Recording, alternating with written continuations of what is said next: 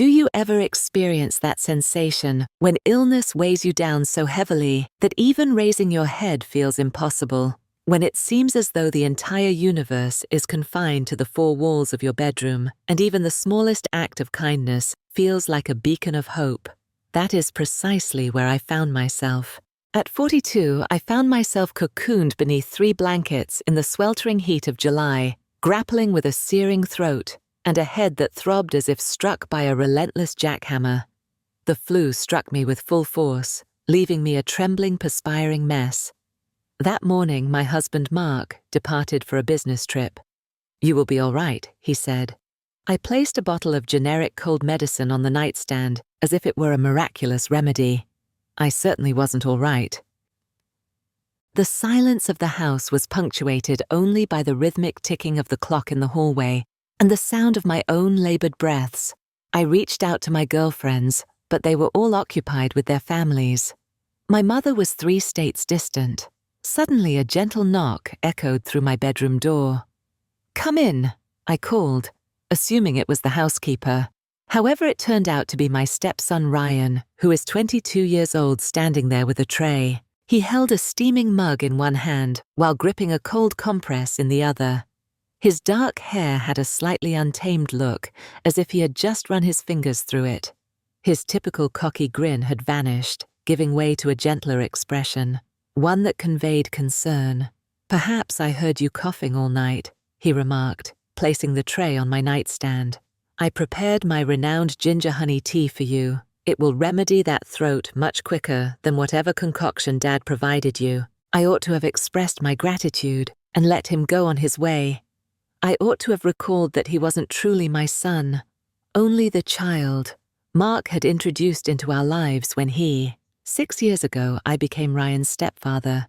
She's the same one who abandoned both of them 2 years later, leaving me to handle the chaos. Yet I found no reason to care about any of that, for when Ryan pressed a cool cloth against my forehead, his fingers lingered just a heartbeat longer, and I chose not to withdraw. When he remarked, "I know exactly what you need," in a manner that transcended tea or medicine, I chose not to intervene.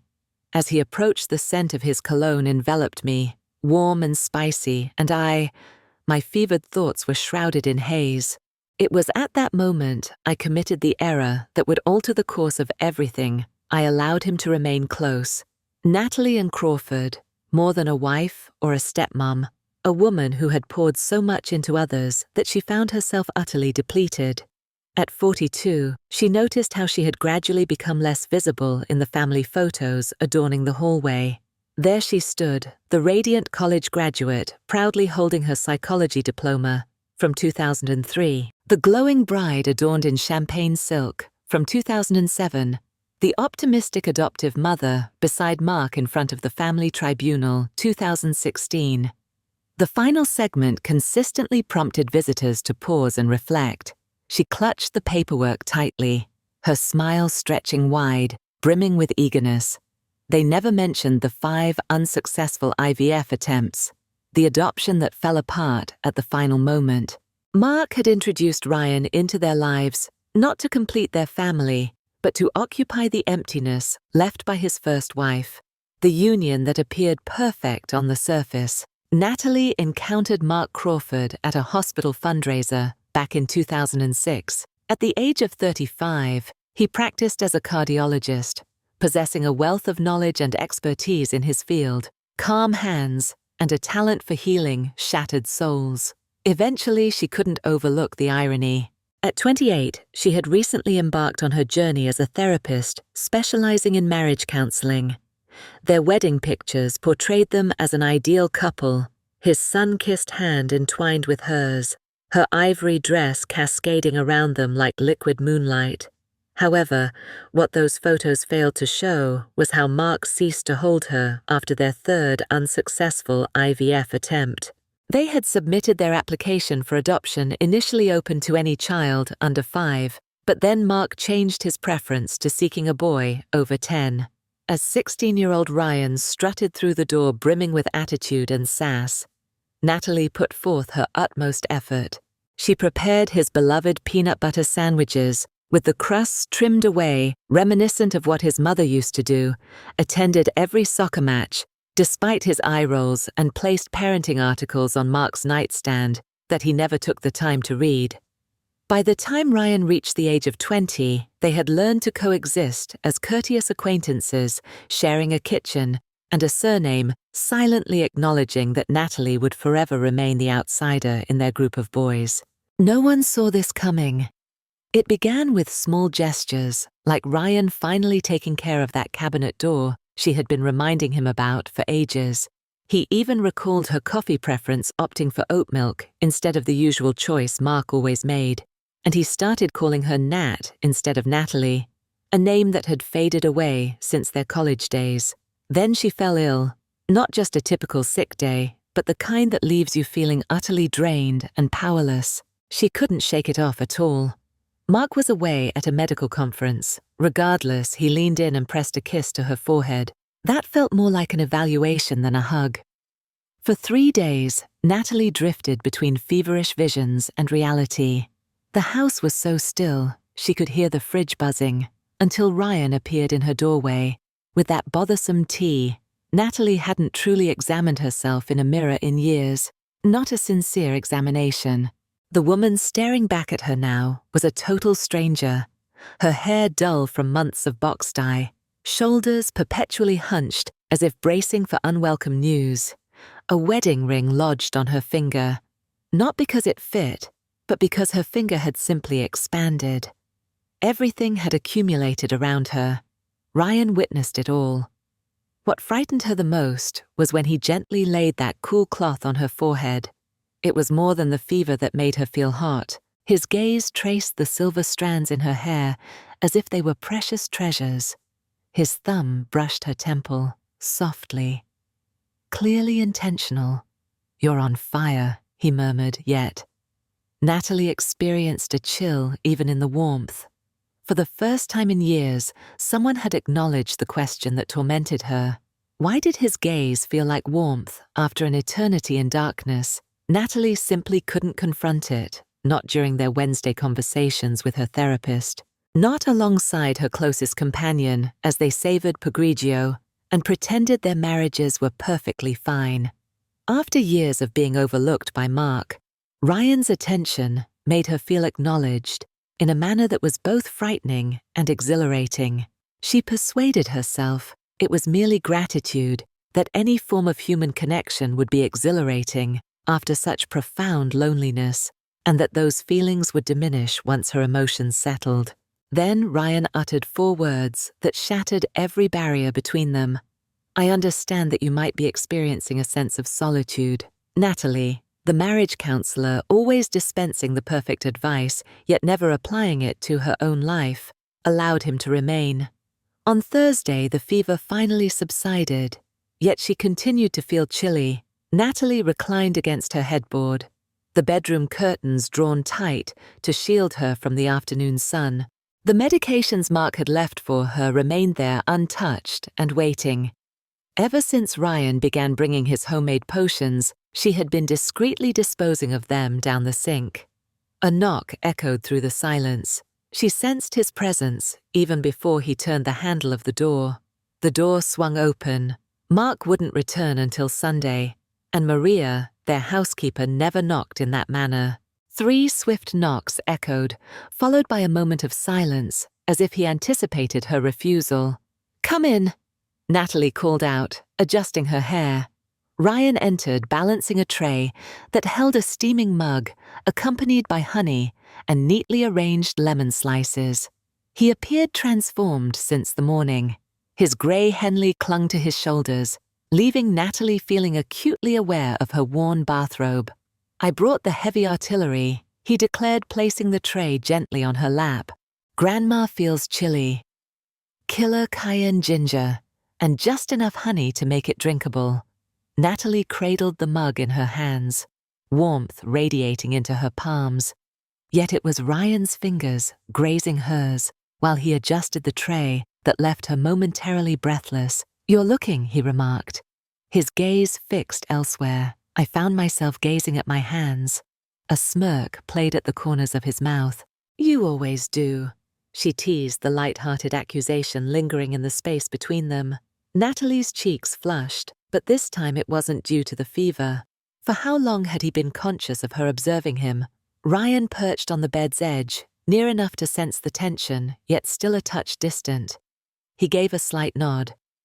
"At the tea. Drink it hot." The first sip burned Natalie's tongue. The second warmed her from the inside. By the third sip, she felt something loosen in her chest. It wasn't just the tea, it was the way Ryan watched her, his eyes tracing the path of her swallow. "You were right," she whispered, "about me being lonely." It slipped out like a secret. Natalie expected him to smirk and use it against her.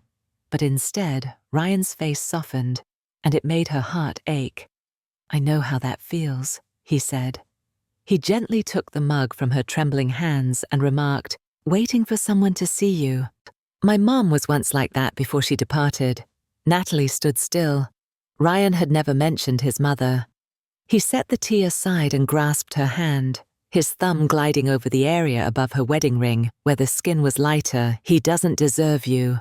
Those words should not have stirred her emotions. They ought not to have caused her to feel warmth surging within her like the most potent brew. Yet after years of being merely an afterthought to Mark, of diminishing her own presence, fit the margins of his life. "They never do," she sighed. Ryan froze his grip on her hand, tightening. Natalie felt his heartbeat where their wrists touched, racing so fast. For a brief moment, neither of them moved. Then Ryan leaned in. Natalie knew she should pull back, knew it was the point of no return. But when his lips grazed her cheek, all she could think was, "Finally, finally someone wants me." He caught his breath when she didn't pull away. "Nat." The bedroom door creaked. They sprang apart at the sound of Maria's voice echoing from the hallway. "Senora, your medicine." Ryan dashed across the room, adjusting the curtains as if he had been present. All along. Maria entered, holding a few pills and a glass of water, her gaze shifting between the two. "Thanks," Natalie said, her voice slightly overly bright. Ryan walked out without even glancing at her, leaving the door slightly ajar. It was ajar, almost as if beckoning. As soon as Maria stepped out, Natalie's phone vibrated. "Ryan, you left your tea behind." Her fingers trembled as she typed, "I've had enough of this." 3 dots appeared, and then vanished. "Ryan, you deceiver." A photo suddenly appeared. The mug on her nightstand was half full, beads of sweat trickling down its sides, evidence that she ceased drinking the moment he made contact with her. Evidence that he observed. Natalie's heart pounded in her chest. She ought to block his number. It would be wise to reach out to Mark. She should have done anything other than what she chose to do next.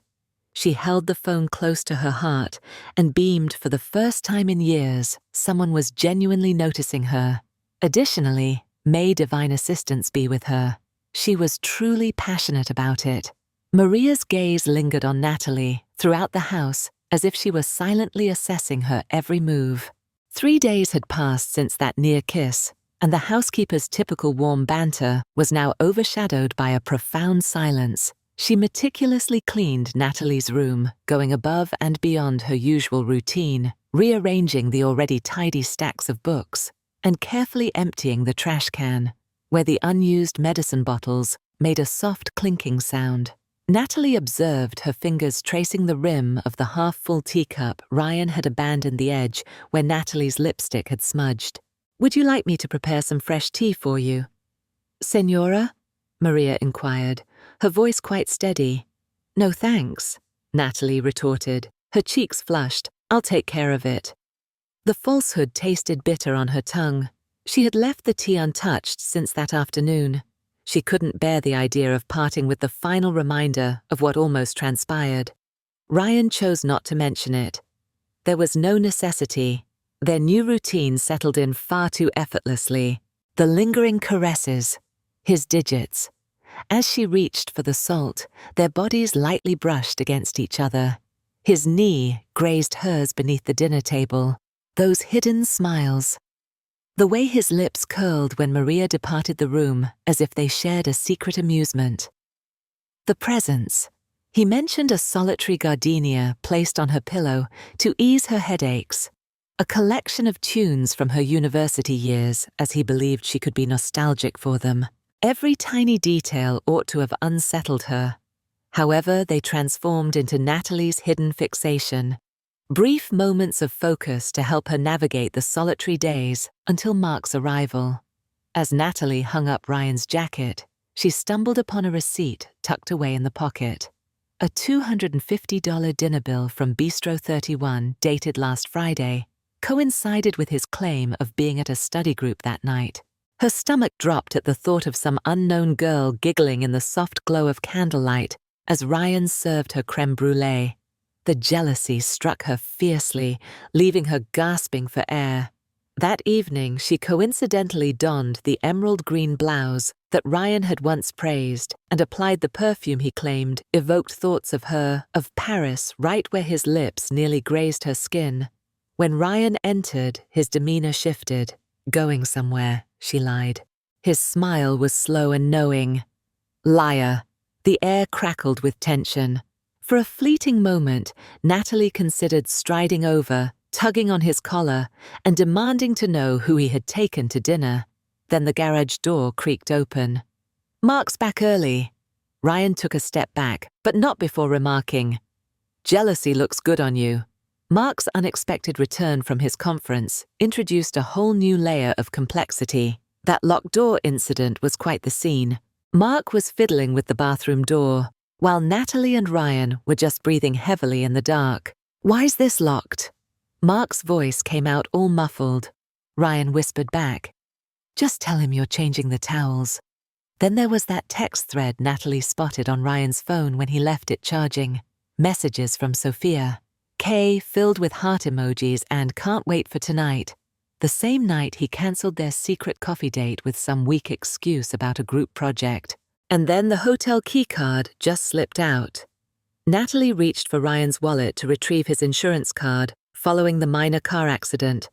Room 1214, at the Ritz-Carlton, last Saturday. On that very day, she sent him a message saying, "I miss you," and immediately felt a wave of regret. Every small detail should have raised a warning, yet they only intensified her fixation. A pivotal moment arrived on a drizzly Tuesday.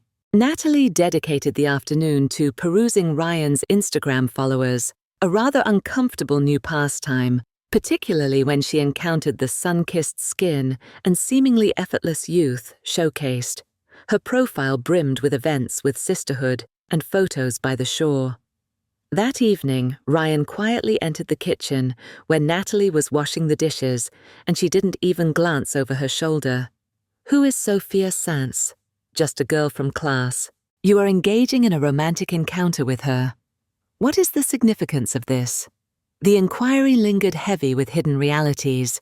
It was significant because Natalie had endured so much for him while he continued to flirt with other girls. She pivoted gradually, droplets cascading from her hands onto the ground. "It's your choice. You can end this, or I will have to inform Mark about everything." Ryan's expression shifted. "Not to make you feel guilty or freak you out, but it's something way more risky. Fun you won't." He moved in closer, pinning her against the sink, "because if you did, you'd have to face how much you enjoy this, how much you crave it. Just tell me to stop, Natalie, right now." Her lips parted. She couldn't find the words because she wanted more of this. The next morning, Natalie discovered a single gardenia on her pillow, not fresh like his usual gifts, but pressed and kept between the pages of a book, Wuthering Heights her favorite, with a single, underlined part. "Whatever resides within our souls, his and mine, are intertwined," on the back. In Ryan's meticulous handwriting, it read, "You were never in control." Mark had been acting strangely all week. Natalie picked up on the signs how his phone was perpetually face down. Now the new passcode on his laptop and those late-night work calls. He was spending time in the garage with the door closed. She attempted to reassure herself. It was merely stress from the hospital, and that she should be more concerned. Then she received the text. Mark reservations at Bistro 31. Tonight at 7:00 p.m. Dress nicely. A wave of unease washed over her Bistro 31. The identical location noted on Ryan's receipt. This had to mean something more. Ryan was away when the message arrived, likely with Sophia, despite claiming it was a study session. Natalie walked back and forth in their bedroom, contemplating every possible scenario in her mind. Perhaps Mark was aware. Perhaps this was orchestrated. Her phone vibrated once more. Ryan. He is aware. Those two words sent a chill through her veins. Natalie chose the emerald dress, the one that captured Ryan's heart. She applied her perfume, the one he gifted her, and prepared herself. She entered, burdened by the heaviness of her own shame. Mark sat at the table quietly sipping on a scotch, as if he were trying to suppress a shout. The table was arranged for 3. "Where's Ryan?" she inquired, striving to maintain her composure despite the flutter of anxiety within her. Mark remained indifferent, his gaze fixed elsewhere. "I'm running late." The waiter approached with a basket of bread. Natalie anxiously tore at a roll, the crumbs lodging in her parched throat. Each clink of silverware resonated like a gunshot. Mark then slid an envelope across to her. "Open it." Inside was a hazy image captured by a security camera. Ryan stood within it. In the kitchen, Mark cradled Natalie's face in his hands. The clock in the corner indicated it was November 14th, pre-7 p.m. 2 days since her fever had broken, yet Mark was meant to be at the hospital. Natalie's vision began to constrict. The noises from the restaurant gradually receded into the background. Security camera. Mark stated with a composed demeanor. "I put it in after Maria wouldn't stop talking about the missing jewelry. It was as if they both understood it all along." Natalie parted her lips, ready to refute it, to clarify, to beg however. Mark cut in. "There's more." "Say." At that moment, Ryan appeared. Exuding his typical confidence, Ryan erupted when he caught sight of the photo, trembling in Natalie's hands. Mark remained seated, his voice steady and calm as he took a sip of his scotch. "Show her your phone, son," he instructed.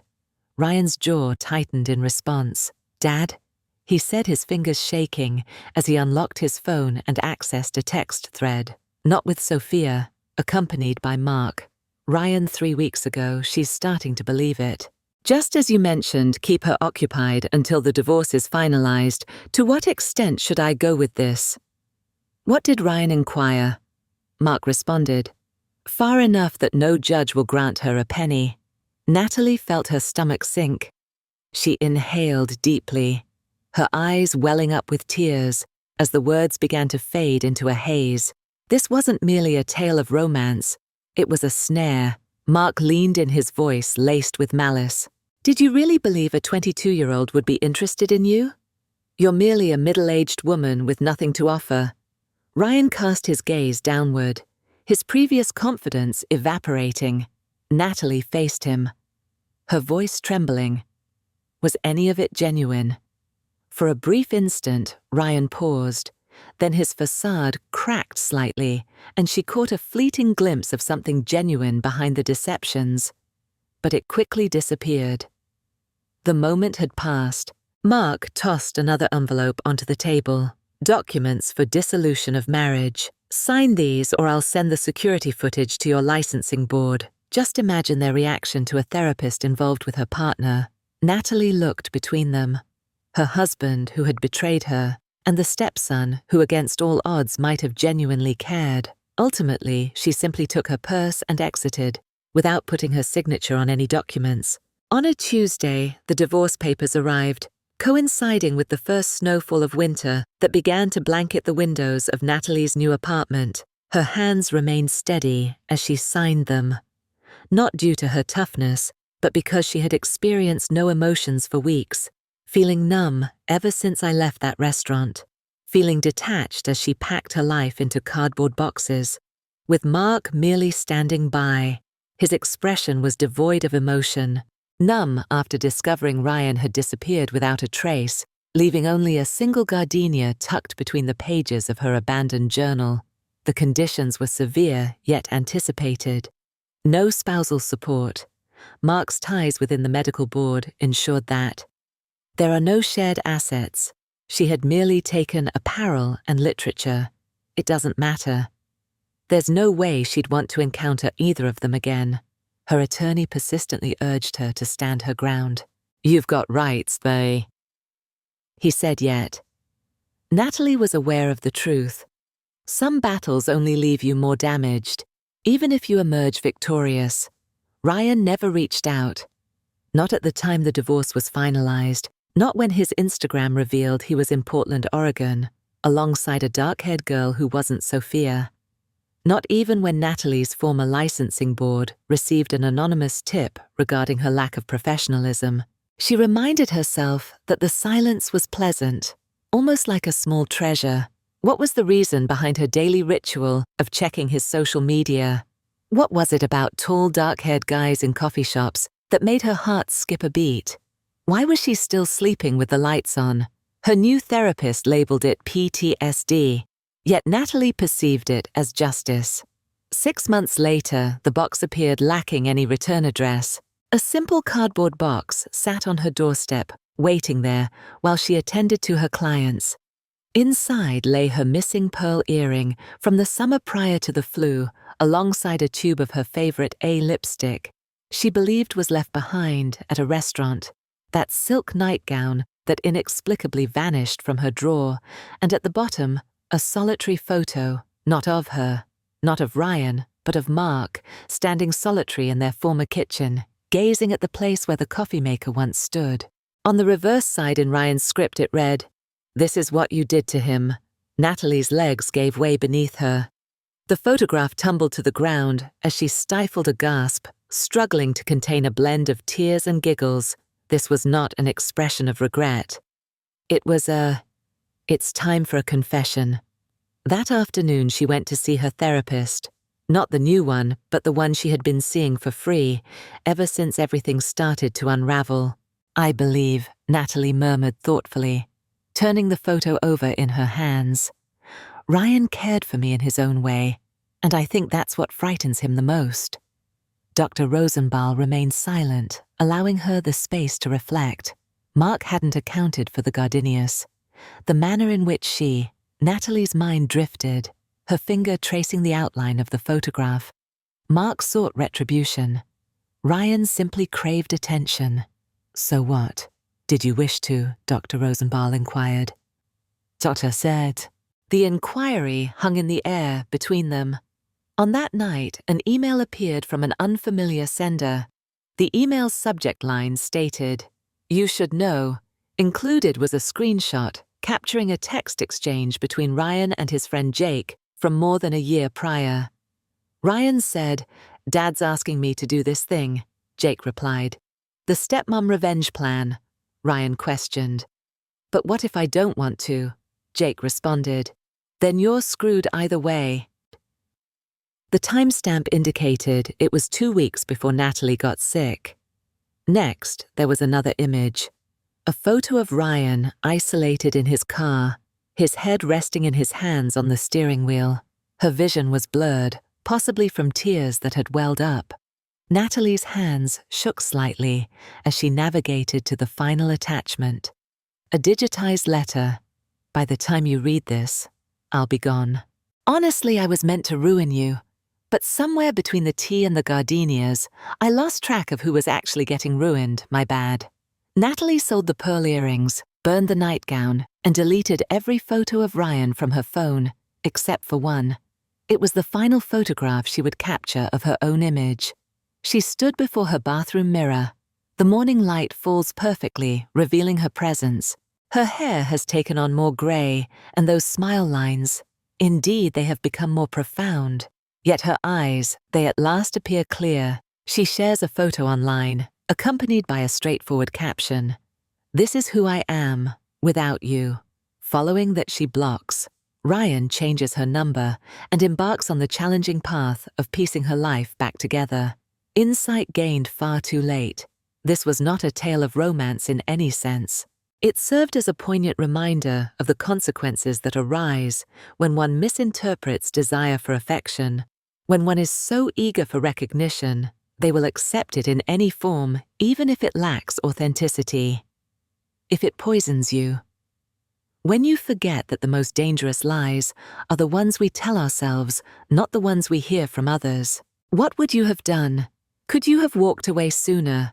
Could you have recognized the manipulation for what it was? Or would you, like Natty, Tali, have had to lose everything to finally see yourself clearly? Because here's the deal. No one tells you this. Some lessons can't be learned from someone else. Some wounds never really heal. And some people should have never been allowed in. This narrative is far from over. You've just experienced Natalie's odyssey, the secret longing, the painful treachery, the arduous path to redemption. Yet this tale is no longer hers alone. It now intertwines with yours. Because narratives like this transcend isolation. They linger in our minds. They compel us to ponder. They challenge us to face the most difficult inquiry of all.